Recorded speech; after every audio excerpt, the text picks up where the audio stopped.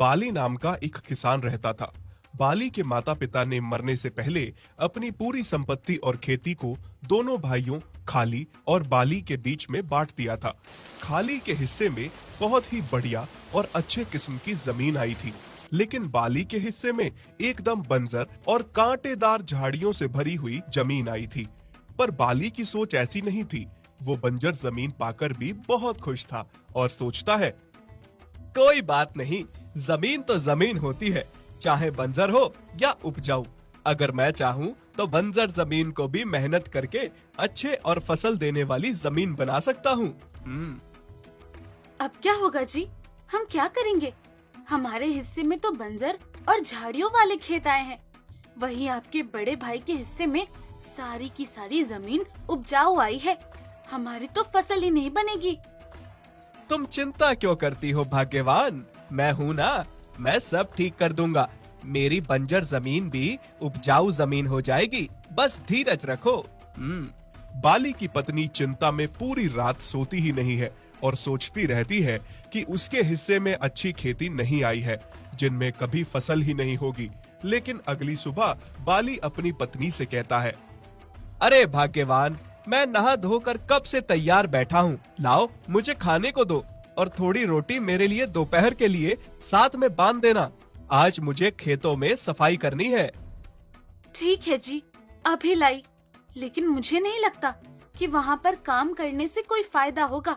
आज तक जिस जमीन में कभी कुछ उगाया ही नहीं, उसमें अब कैसे फसल उगेगी? उन झाड़ियों को काटना बहुत ही मुश्किल है। आप अकेले सब कैसे करेंगे? मैं तो कहती हूँ उन खेतों को रहने दीजिए और शहर में जाकर कोई अच्छी मजदूरी का काम देख लीजिए। बाली अपनी पत्नी को समझाता हुआ कहता है कि वो उस पर भरोसा रखे।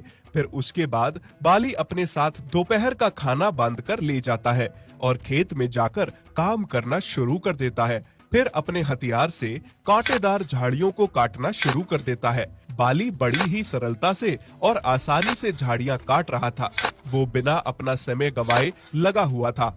उन कांटेदार झाड़ियों को काटते काटते बाली बहुत थक चुका था, लेकिन फिर भी हार मानने का नाम नहीं ले रहा था, क्योंकि वो जानता था कि उसे सारे खेतों को साफ करके उपजाऊ बनाना है। कुछ कांटे उसके पैरों में चुभ रहे थे, कुछ उसके हाथों में, और कई जगह तो कांटे ऐसे थे जहां से बाली अपना एक पैर उठाकर दूसरी जगह नहीं रख सकता था। लेकिन फिर भी उसने हार नहीं मानी और कांटों को काटने में लगातार लगा रहा। हाँ, लगभग सारे खेत साफ हो चुके हैं। अब आधा ही खेत बचा हुआ है, यह भी काट लूंगा। फिर कल एक बार फिर से अच्छे से सफाई करके इनमें फसल बोने का काम करूंगा और थोड़े ही दिनों में मेरे खेतों में भी अच्छी अच्छी फसलें होंगी। बाली को काम करते करते कब दोपहर हो गई पता ही नहीं चला। उसने देखा कि दोपहर होने वाली है। गर्मी भी बढ़ती जा रही थी। उसने खेतों से बहुत सारी झाड़ियों को काट दिया था और उसने सोचा, एक और आखिरी झाड़ी साफ कर देता हूँ, फिर ठंडी छांव में जाकर आराम करूंगा। आखिर मैं अपने कार्य में सफल हो ही गया। बस अब एक आखिरी झाड़ी बची है, इसे काटकर मैं थोड़ी छांव में बैठ लूंगा और जाकर खाना खाऊंगा। उसने इस झाड़ी में जैसे ही अपनी कुल्हाड़ी मारी तो अचानक झाड़ी के नीचे से एक बहुत बड़ा भयंकर खूंखार सांप निकला। बाली सांप को देखकर बहुत घबरा गया, क्योंकि सांप बहुत ही क्रोध में था और सीधे अपना फन फैलाकर बाली के सामने आकर खड़ा हो गया।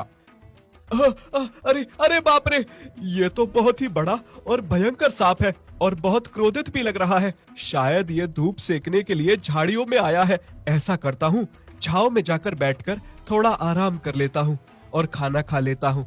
क्या पता तब तक ये सांप इस जगह को छोड़कर यहाँ से चला जाए।